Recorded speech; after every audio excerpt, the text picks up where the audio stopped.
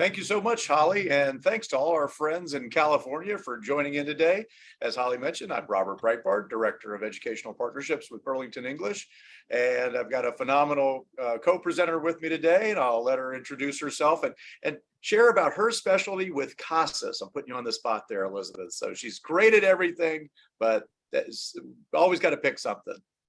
Yeah, hi everyone. My name is Elizabeth Scheib, and I am a program specialist at CASAS. So we're so happy to be joining Robert and the Burlington English team today for this presentation. At CASAS, I primarily help our programs transition onto e-tests, whether from paper tests or from any other type of standardized test series. So I've got lots of input on e-testing and how that can really help our learners as they are basically preparing for the workforce.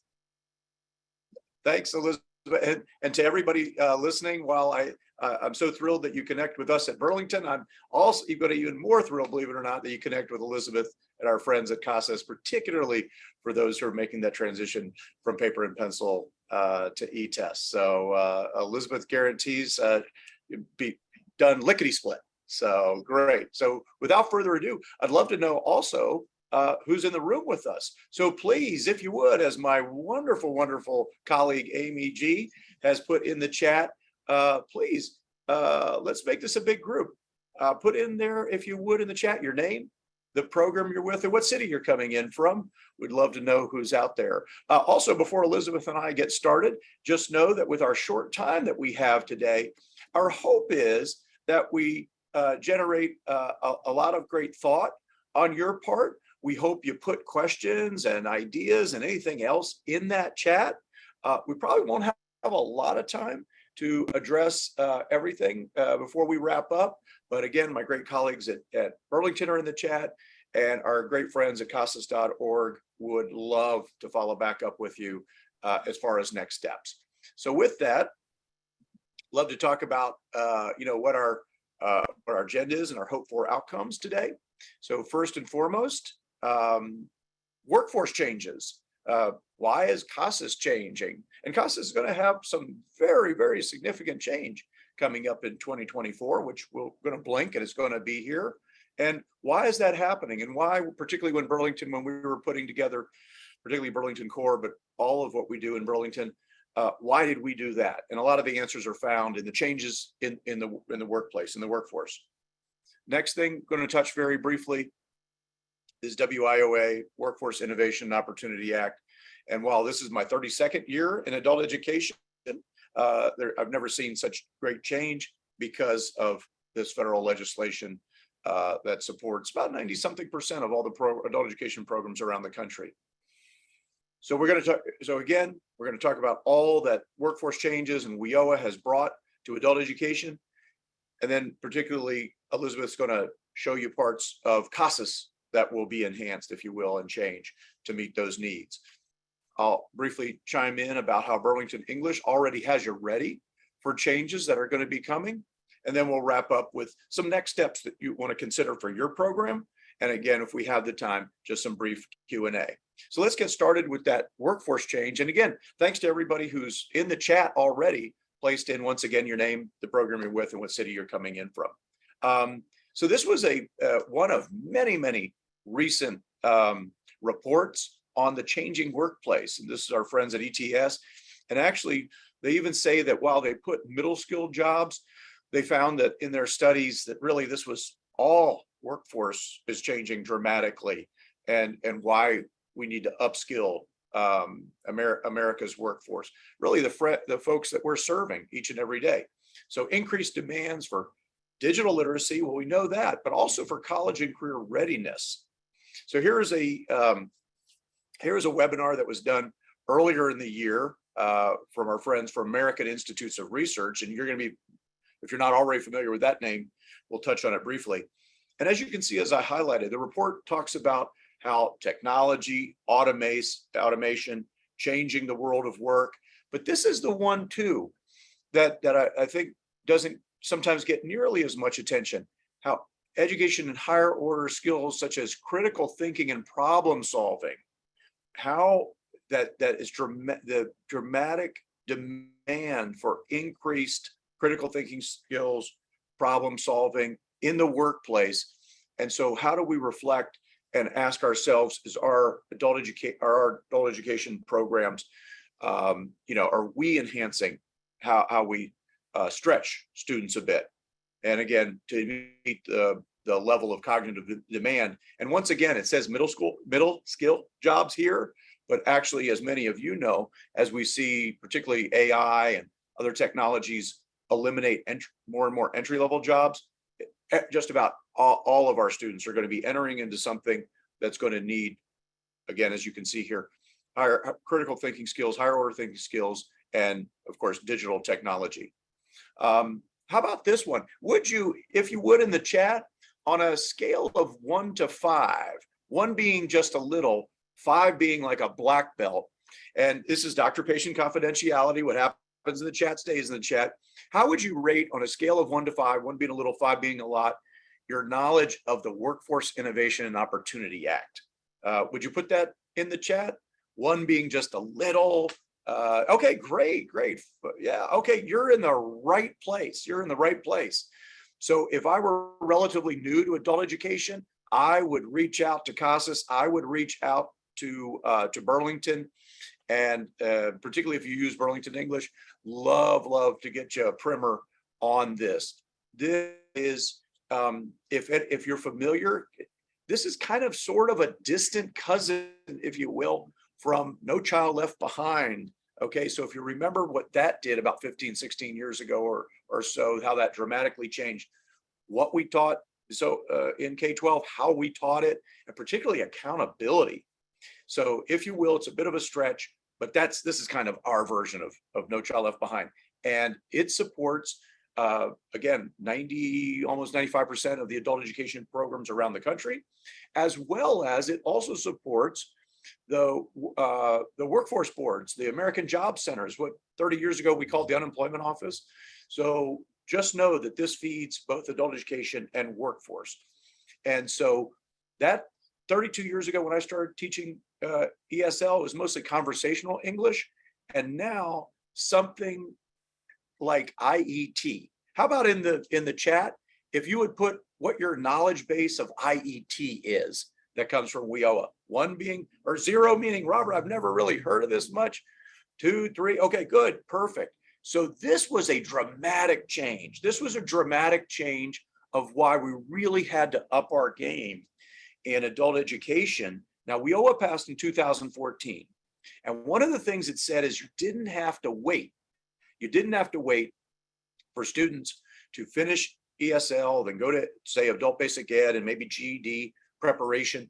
You could do, and job training, you could do it concurrently, and you'd integrate it. So you'd literally have possibly a GED teacher or advanced ESL teacher, as you can see illustrated on the screen, actually team teaching, collaborating, integrating their teaching with a trades certificated area teacher credit area, such as you can see here, culinary or phlebotomy or coding. So this was a dramatic shift in adult education, because before this happened, I could just do general conversation, maybe some citizenship prep, different things. But now with this IET that is funded as part of WIOA all throughout the country and massively through California, now as that adult education teacher on the left, that E, if you will, on the IET, I have to be thinking about the fact that my students are going into probably study that's going to be high in demand of digital literacy skills, high in demand of cognitive tasks. And so therefore my adult education class has to change. And then here's another one that also is part of this WIOA. In fact, it's so important, it has its own funding stream. And by the way, if you hear of people at your program talking about, well, it's time to write the grants, typically, not always, but overwhelmingly, when we're talking about grants, it's grants administered funding that came from the federal government and flows through Sacramento to your community colleges and school districts and community-based organizations all around your country. IELCE was another one. That's a big part of WIOA. Not only my adult education class that you see here. This is particularly also, this was a real gift to us who love ESL and our English for New Americans right here. This was going to up our game because we were going to integrate English literacy with civics education. Okay, so IELCE also is asking us to up our game in our adult ESL classes because of new outcomes. And oftentimes, depending on the location, I'm even going to throw in some job preparation, some career study. So workplace is changing. Our adult education programs have to change because that's really our funders. So we're doing all this change for years now. We're getting fantastic results. So here's a question. And you know this answer. You've probably heard it by its initials, but in the chat, would you place, do you have an idea of how does your success data at your location, how does it get from Sacramento and get reported to the federal government? Does anybody know the name or the initials of the data system that's used? Hey, Kim, all right, fantastic. Okay, first in the pool there. That was fantastic. So just like your taxes on April 15th, there's the federal e-file that gets your tax data and everything. So TOPS Pro Enterprise, that's a great thought. You've actually got me there. So TOPS Pro Enterprise gets your data from your local program up to Sacramento, and then Sacramento sends it on to the federal government in the same system that every other state does. It's called the National Reporting System, NRS. Now you might say, Robert, this is a little deep in the weeds, but I promise you, this is actually easy. And this is something that if you're relatively new to adult ed, scribble this down and follow up with us at CASAS or Burlington. Very, very critical, because this really manages so much of what we do. So again, TOPS Pro Enterprise takes that data up to Sacramento, and Sacramento sends it on to the federal government to show that the WIOA funding is really doing well through the NRS. And you've seen, and once again, you've seen the NRS, particularly if you happen to use Burlington or many other products, the placement of your students. So when your student takes a CASAS test, and you can either the database, TOPS Pro Enterprise or paper and pencil, you do that conversion to scale score or raw score to scale score, and you get these levels. These levels are actually defined by the federal government here. Okay, so this is the NRS, and then lastly, one more quick question particularly for adult ESL. What are the national standards that dictate what should be taught and dictate those levels that I just showed you? Does anybody know the either initials or, hey, thank you, Chris, fantastic. Chris is first in the pool there. Yeah, so these are the guiding lights for adult ESL all throughout the country. The English language proficiency standards for adult education. And Elizabeth will touch on how these so guided what they did in enhancing CASAS. So the last thing I'll show you is that those levels, again, that I show you here, they're just not just put there by scores. The NRS actually also puts down what you see on the screen. It describes what folks at each level should do, okay? What each level should do. So just for a moment, imagine you're talking with someone outside of education, not really sure. They remember foreign language class as nice to meet you too.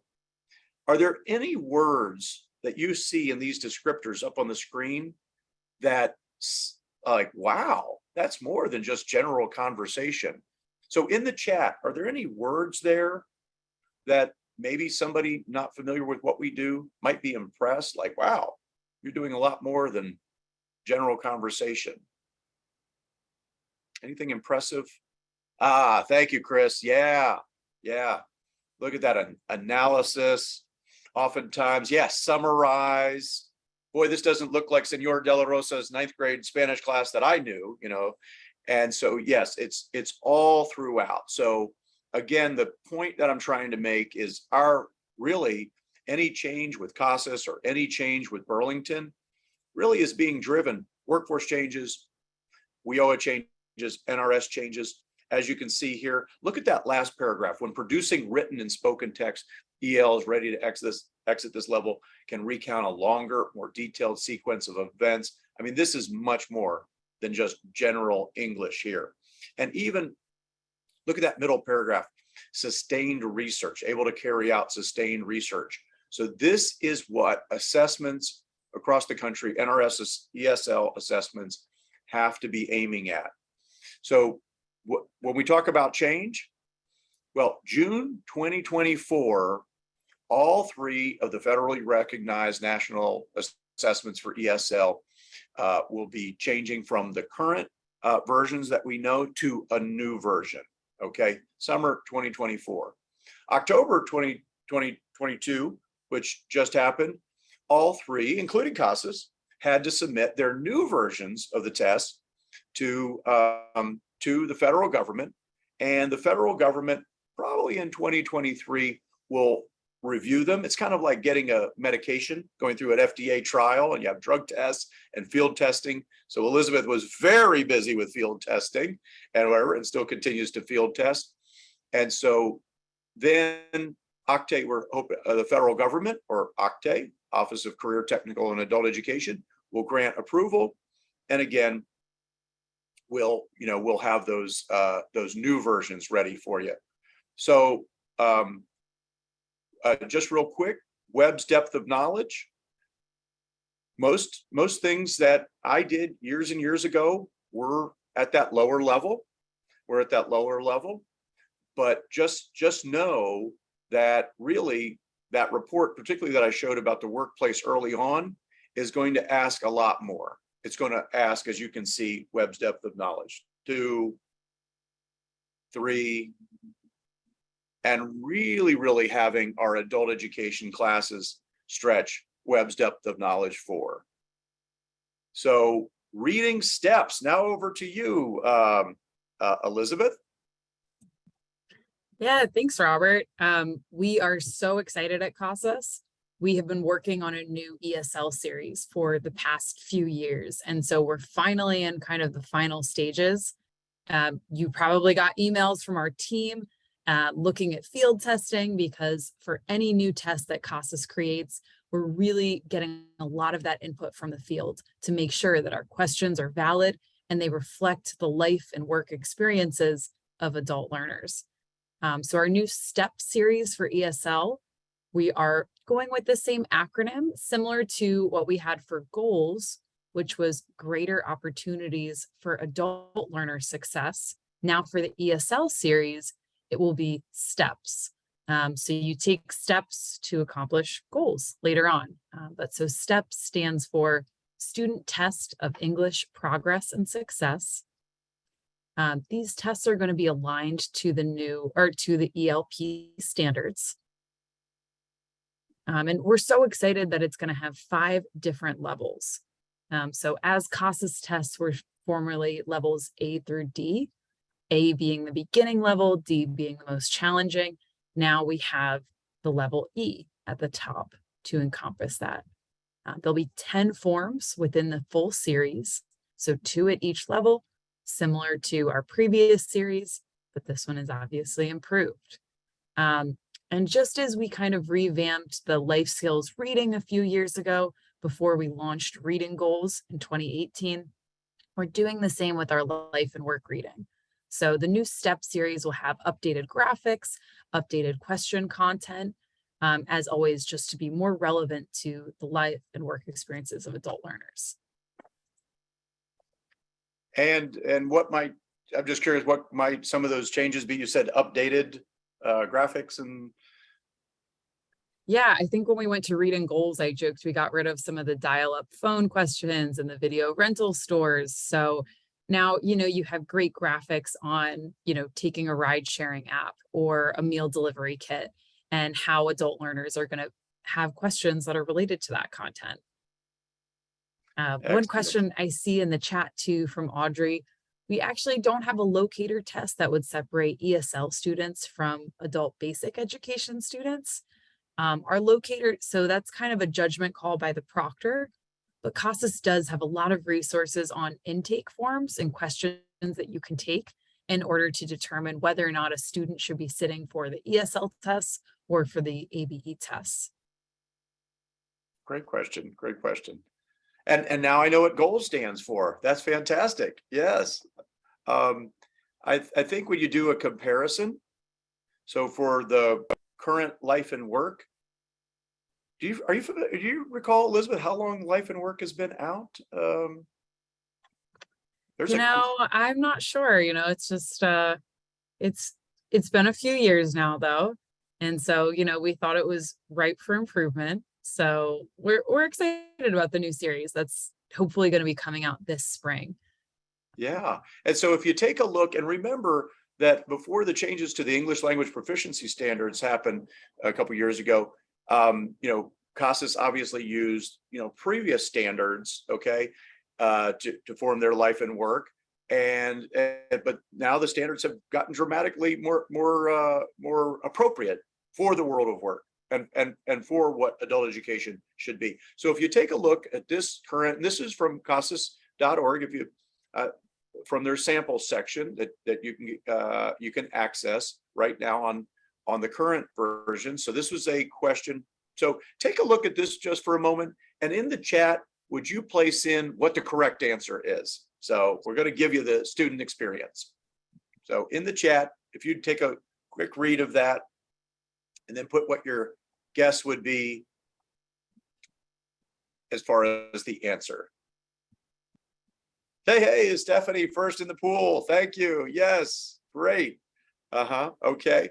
So it is indeed. And some of these, I like it that Elizabeth and I have been doing this all over the country, and we have many times different answers. But that gives us, to me, Elizabeth, that gives me an even deeper appreciation for what our students, with English being their new language.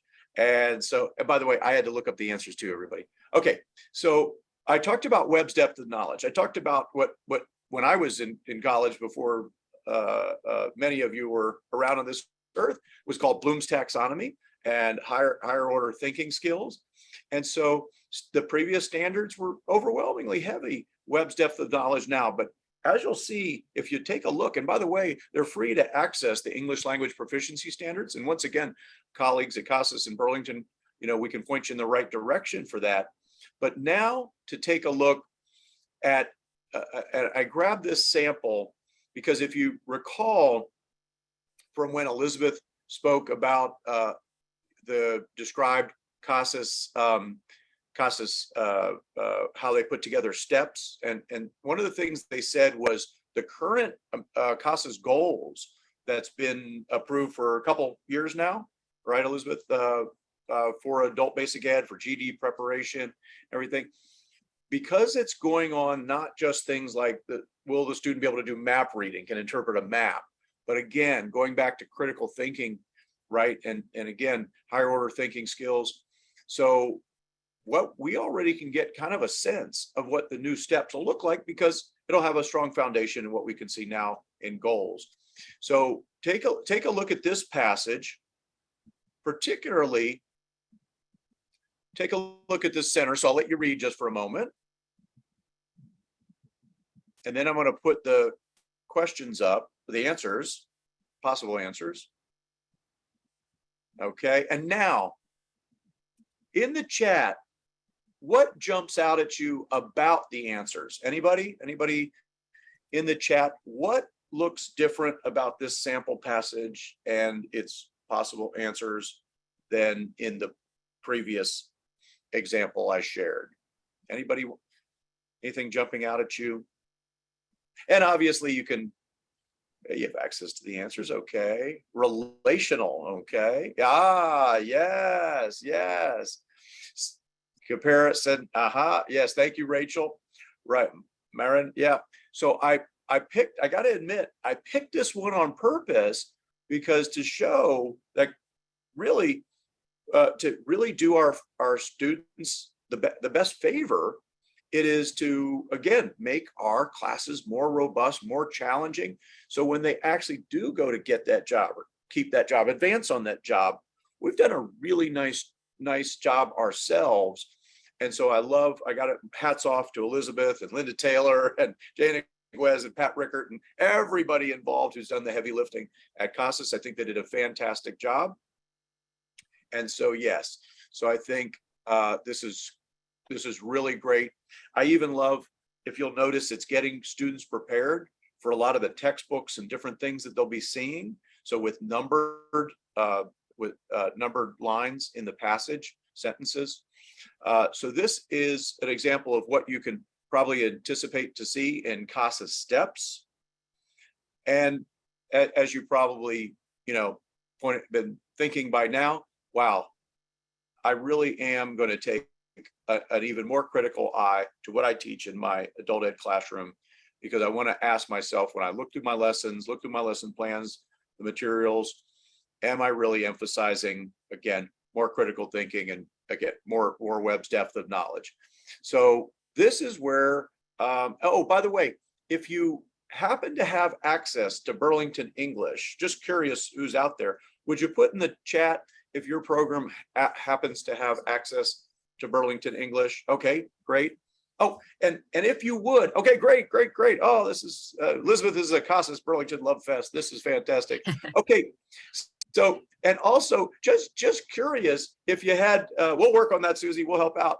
We have EMTs. So, and for those of you who said you have access to Burlington English, and again, this is just, this stays in the chat, on your, or even if you don't have Burlington English, but maybe you've seen presentations, on a scale of 1 to 5, how would you rate your knowledge of Burlington English? Whether you have it or don't, would you put that in the chat? I'm just always curious. Okay, fantastic. Okay, perfect. So where I'm going with this is, I was, I think, the second or third customer, if you will, local director to purchase Burlington English when it got started in Florida. I was a local director there, longtime ESOL teacher, and it had 90% less content than it has right now. So if your answers are perfect, it's like a Swiss Army knife. Just like if you really go through the CASAS website, you say, wow, I didn't know they had different versions of CASAS for workplace and so on and so forth. So the bottom line is, just like we're blown away at all the resources of CASAS, I think you'd be blown away. So if you connect with my Burlington colleagues, you'll see that you're genuinely already set up for all of these changes that are happening. One is that, impressed CASAS years ago when we formed a partnership was our super tight alignment. And as you know, our core textbook, if you will, virtual textbook, is when we were putting together, we got very fortunate. We were putting together in 2018, releasing in 2019. So we used the framework of the English language proficiency standards, college and career readiness standards, and of course the CASAS standards to put that all together. So you have a tight alignment, and particularly with Burlington Core, if you take a look at this passage right here, does anybody want to take a guess at why I chose this passage? I feel like an art film critic here. Has there anything that we've covered so far that might say, oh, this is why Robert chose this passage from Burlington English? Yes. Yeah. Yep. Yes. Yeah. Isn't that pretty incredible? That, so I always like to say, particularly with thank you, Rachel. Yes. So with 92% of the nation's adult education students served by a part-time hourly or college adjunct teacher with oftentimes maybe if 30 minutes prep time, paid prep time, or 15, or sometimes 0, we at Burlington English wanted to have that if you're using, Burlington English, it's almost like you don't have to take vitamins. You've got a well-balanced diet, if you will. So we've baked into Burlington English the English Language Proficiency Standards, CCRSs. So yes, you're right. The structure of the passage, again, Rachel, that's great for. So, and I actually, Elizabeth, I promise, I actually did this randomly. I just happened to go through, opened up a part of Burlington. So even randomly, you can find, and you're right, if you remember that report that I presented at the beginning of our talk today, that workforce study, you're right. That's exactly what we're talking about here. And again, pretty challenging material that we've got for students. And as you can say, how can we either prevent this from happening, or if we can't, what can we do to prepare for it? I like to say that whether you're a relatively new or emerging teacher in adult ed, or 20 years in the field teaching with masters in TESOL, we at least give you the prompts for great discussion starting. So love these passages right here. And then again, really helping with explicit instruction, helping students know exactly what we're trying to accomplish here, such as higher order thinking and even the way that we've put the possible answers too. So a lot of this is going to mirror what we, not only are you going to see when you're taking the CASAS assessment, but even we want to get you ready for further assessments in adult basic ed and GED. Okay. All right. So now this is my favorite. My favorite. CASAS has an essay. Oh, one of the best things, Elizabeth. Tell us more. Yeah, the essay is also immediate results. It's on CASAS e-tests. So it has the ability to have a student test essay scored, which is super exciting and is just another great tool that students can use as they prepare to take a GED, a high set, or any maybe high school equivalency program. It's also very efficient for teachers to use in order to get the results on students' writing that previously they may not have had that extra assist of having the e-test software actually grade it for you.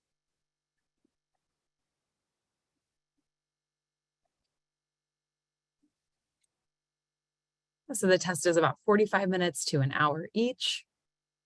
And I think our score rating is going to be a 1 through 5 or a 0 through 5.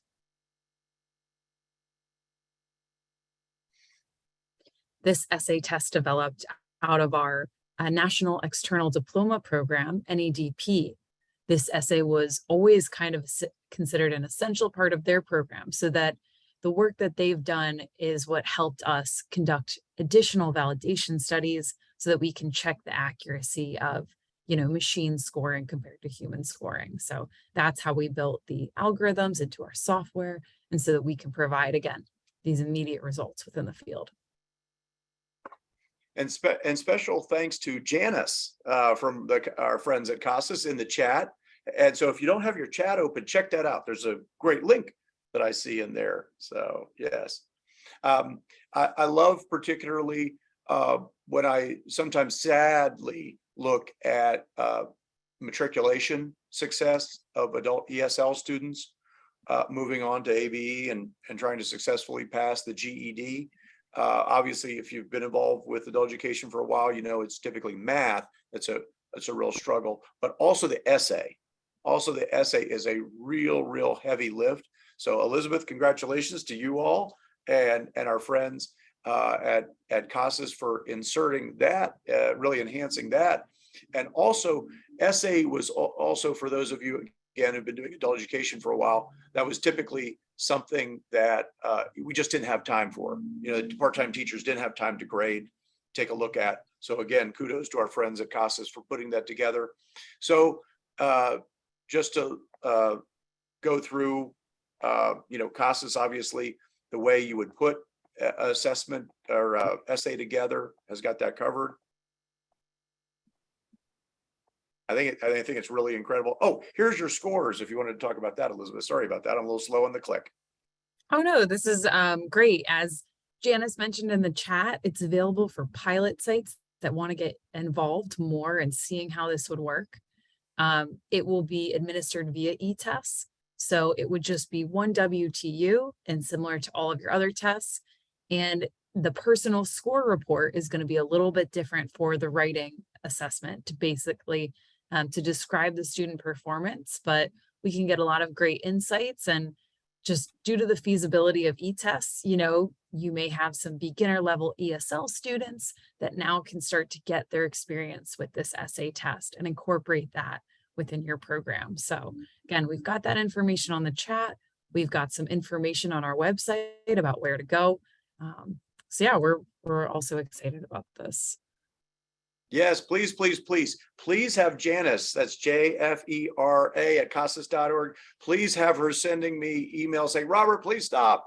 We've got so many. So I think this is really powerful work, but it only happens if you can help out. So thanks everybody in the chat there. And Janice, I'll throw in some overtime pay. I'll talk to Pat and Linda there and Jane. All right. So again, getting writing prompts, I think is fantastic in the, again, this is if you're familiar with the GED and so many other assessments, there's always a writing prompt. So we've got, healthy eating, what is this? What can it be? And so just know that for many of you, if you're relatively new to Burlington English, we've got, and if there's a reason to reach out to all of my California colleagues who are in the chat right now. And by the way, if you want any extra professional development or any training or even just a short Zoom, please put it in the chat. My colleagues are there. We'd love to set this up for you because this is a part of Burlington that, again, our blessing is our challenge, is our version of a teacher's edition, our course and lesson planner and our worksheets sometimes get missed a little bit with folks just using, our digital versions, but we've got fantastic writing prompts and structure to help you in worksheets to help you get the most of your classes. And again, it's like a bonus that you get anyway. So I think about how I can help my learners move, up Webb's depth of knowledge. So here you're going to as I've highlighted, make a presentation about your culture, prepare to answer the following. And I start off with pretty straightforward questioning.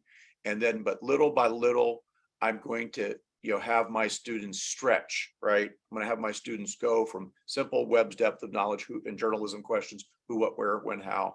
And I'm going to ask them again to do some descriptions. And again, I just did a quick clip of this worksheet, but please, if this is kind of the first time you're seeing some of this, oh my gosh, whole cornucopia of it in Burlington English, our worksheets. And again, great ideas for essay writing. So we really got you covered. So please, if anybody wants any training, just free of charge if you use Burlington English. And now, as Elizabeth knows, this is my favorite part. Elizabeth, I've been hacking away at Spanish for 32 years before you were teething. And this is what kills me when I go to a Spanish speaking country. I just smile. So I'll turn it over to you for discussion of listening steps. Yeah, listening is such an important part of any ESL program. So again, for this new listening steps as part of the STEP series, there's going to be 5 levels. So previously on the CASAS reading test, we only had 3 levels.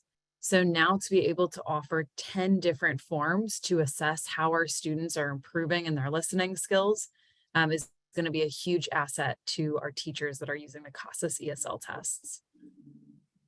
These are also aligned to the ELP standards.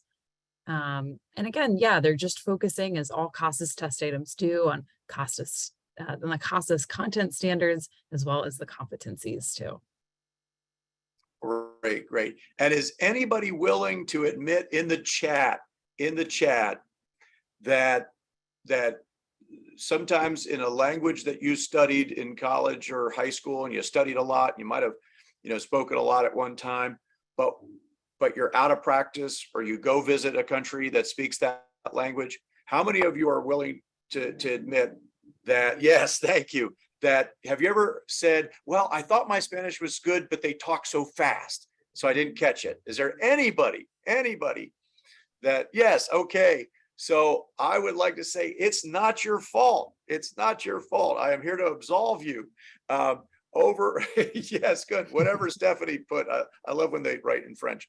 So just to know that that overwhelmingly, it's because we were taught in a foreign language. They call it foreign language for a reason. They group it as foreign language. It was done for a lot of reading. You were supposed to read Don Quixote, and you were supposed to sing Frere Jacques. But in a lot of ways, the reason why EFL if I'm teaching it in a place where I want folks to read manuals, but maybe not go out in the real world, if you will, and speak in the new language on a regular daily basis, and particularly not in the world of work. So there's a big difference between EFL and ESL. And so for a lot of us that, oh gosh, I felt so comfortable in high school in Spanish or college Spanish, then I went to a country that spoke it and I was just lost. Listening comprehension, overwhelmingly, because for reading, you obviously can read, reread. Writing, you can take your time typically and take your time. Speaking, even though speaking, some people would say, well, that's where I really am not so great. But really with speaking, you can kind of pause and place, and you can choose your words. If you don't know one word, you can possibly choose another. Listening comprehension, overwhelmingly, if you look at Department of Labor research, overwhelmingly, that's what our learners need in huge amounts of the types of jobs that they're going to go out and get. Listening comprehension, that's what employers say. I need people overwhelmingly, more than even being productive and tell me things, I need them to follow directions, okay? And so, and to listen to customer requests, if you will, guest requests, and respond with something. So listening. So I love that listening. This is just one of my favorites. And so if you've ever seen me present, you know, this is worth the price of admission. This is worth the price of a Burlington seat right here, is our role play and our any place that we've got a dialogue going on here. So I promise you, emphasize this more in instruction, and you will see, just like practice is the secret. Listening comprehension, if you think about it, for so many of our students, the only time they're going to be really exposed to English is in our classrooms, our live classroom, our Zoom classroom, because they're going to go home and they're going to be speaking whatever the native tongue is at home. Oftentimes they go to work and it's only going to be. So one of the best things you could do is get your students comfortable with our Burlington app and have them do it on their laptop, their PC, their iPhone, Android, what have you. So this is something great to emphasize here. So as you can see on the screen, I've got the interviewer on the left. I've got an applicant, Miguel, on the right. If education is working from the known to the unknown, then I read first. I get comfortable with this dialogue. You can see those little arrows there next to each person's name. I play the sound file, so I hear it. But then to really duplicate, listening comprehension, they've even done studies where they've given a student a book, and this is many years ago, I did this for my master's, and they would play a CD, and they thought the students was doing listening comprehension. But in the research, they found out that if you've got the text in front of you, just knee-jerk, you're just looking at the text. Okay, you're focusing on the text, and you're missing out a lot on the listening comprehension. So if you really want to truly demonstrate listening comprehension with your learners, this is the strategy to take, is have them choose to turn off the text, choose a character, okay? And when they, again, click on down at the bottom right, hide text, text goes away. And now when they click that little arrow and the audio plays, okay? So I gave you a couple, was in the chat, did anybody take a look for even just a moment of that dialogue in the chat? Did anybody want to, and if you didn't, that's okay. But was there anybody who looked at that dialogue for even a moment? And if you didn't, that's okay. But does anybody want to take a guess? Thank you, Ann. I'll make that larger next time. I apologize. Okay, so what sometimes I don't always recall the screens. So if I go back just a little bit, I like to do this. Elizabeth, I got to admit, this is one of the experiential things. I normally say, people, if you can, take a look at some of this, and then I go and I hide it. I wait a minute or two, and then I ask you all, fluent English speakers who are out there, if you can remember what was put, in there. So again, listening comprehension, I love it that our friends at CASAS have enhanced it.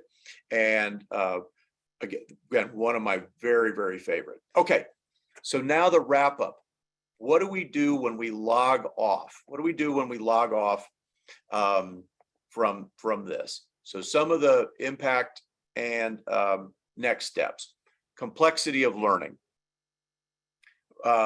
Many of you, if you're in California, is just some of the best making inferences. Thank you, Rachel, in the chat. You all in California, I'm in about 32 states a year. I'm not pandering when I say that obviously when I come to California, I'm blown away at the quality. I'd want to be learning English in your classroom. But to take a look and ask yourselves, how are you doing on the complexity of your instruction, of web's depth of knowledge? How can you see your students getting ready for the world of work that was described, digital literacy? So complexity, also delivery of assessment. This is going to change, significantly. Folks who are familiar with any form of assessment delivery, and now to deliver this new kind. But something can help me be ready. Elizabeth, I'll turn over to you for a moment on how can folks, particularly paper pencil users, how can they be ready earlier, for the upcoming change? Yeah, so if you don't already have an account on the CASAS website, make sure that you do and that you check that you're subscribed to our newsletters so that you'll receive all of our mailing. CASAS has a monthly news and updates webinar. I think our next one is going to be December 7th. So it's usually about once every 2 months now. And we talk about some of the most important things for directors or for administrators to see what's coming in the field. But we also have a lot of great guest speakers that contribute best practices, how they're interacting with our product, and just interesting things that's going on in the field of adult education. So even if you're an instructor or new to your job, or you've been there many years, there's something for everybody at our news and updates webinars. So we'd love to have you there and just continue the conversation. Yeah, and if Janice or anybody else can go to the CASAS website, I find the CASAS website incredibly easy to navigate. But if you, thank you, there you go. Look at that. Janice has got ESPN. She read my mind. Thank you. So love that. Those calls are wonderful. And yeah, so definitely delivery of assessment. Who's going to do it? How can you be prepared? And also, when it comes right down to it, the better that you can get with electronic delivery of assessment, the less human error, as somebody who was used to direct those back in my little district. And data management. There's a lot going to be changing. Elizabeth, I believe the functioning levels that we've been so familiar with will be changed per octet and what have you, like the 191 to 200. Yeah, for any CASAS test series, the way that the scale scores interact with the EFL levels and NRS, that will always change. So when our test is approved and we put out the materials to let everyone know about it, we'll also just make sure that everyone is aware of how those scale scores are going to relate to the EFL levels. But another thing too to keep in mind is for our CASAS e-test users, which I know is primarily California, we kind of really get first dibs for when these tests are released next spring. It'll always take us, an additional 6 weeks to go to print and create the paper product. So if you are using e-tests, you'll kind of get that first glance whenever our test is approved, and we'll make sure to blast that all over our CASAS website as well as at our webinars as we get in touch with the field. Yeah, and also, once again, on complexity of learning, please, I showed you just a snip from our course and lesson planner and the worksheets and things that, again, for very busy teachers, it'd be easy to miss. So we anticipate, so to Miranda, to Suzanne, to Peter, to Amy G, to all Grace and onward, all of my California colleagues. I hope you keep them super busy, because you've got it. You're already prepared for everything there. And with that, as we're coming to the top of the hour, if there's any last questions or any other concerns, ideas that you have, please place them in the chat. I want to thank my wonderful Burlington colleagues who are in the chat room right now. And again, you can see, thank you, Holly, for the evaluation. Really appreciate you. And you see Elizabeth's contact information as well as mine. And any other, and for training to move from paper and pencil to e-test, Elizabeth, what would be the first thing I do? I would go to the CASAS website, and on the right-hand side under What New, we have a tab. It's the third bullet point down that's getting started with CASAS e-tests. So it's a link to our going live checklist. I don't know if you're like me, but I like to go through tasks and check them off as I complete them. But so that's just an outline for any program or team that's looking to get started with CASAS e-tests, just the steps that you would need to follow, and then what it looks like as you're beginning to set up your testing center and really beginning to start working with students on the prep. Great. And Holly, I see you pop back in. So with that, as we come to the top of the hour, I'd like to turn it back over to you. Sure. And I was just coming off camera to be ready when you called me. I didn't want to be rude and be like in the dark.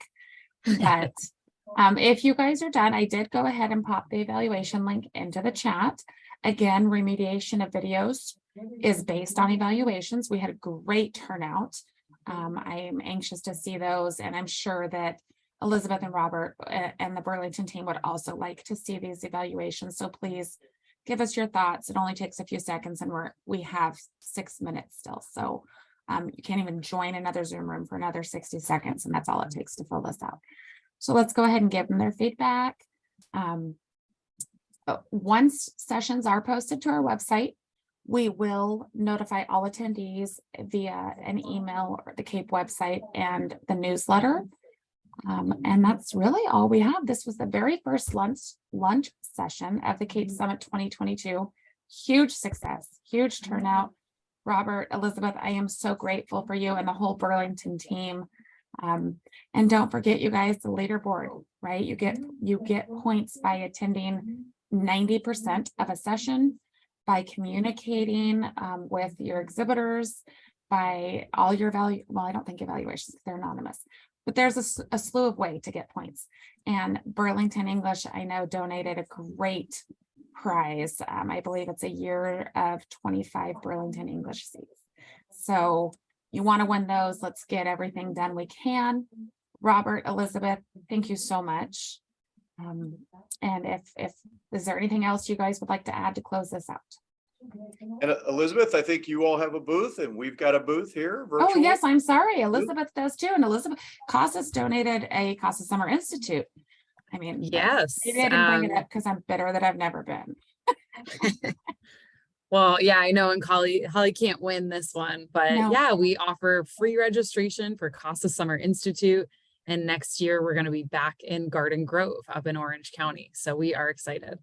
And I'm not, I mean, okay, let me not lie. I am bitter about it. I hear about it from everybody. If you're out there, if you have not attended the CASAS Summer Institute, you have to go. I mean, it is the conference of the year. Yes. I even tell folks all around the country, you've got to make your way to Southern California for that.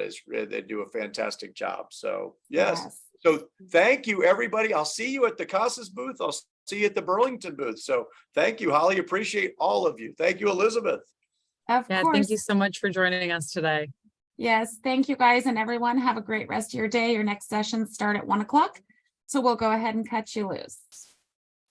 Thanks, Bye. everybody. Cheers.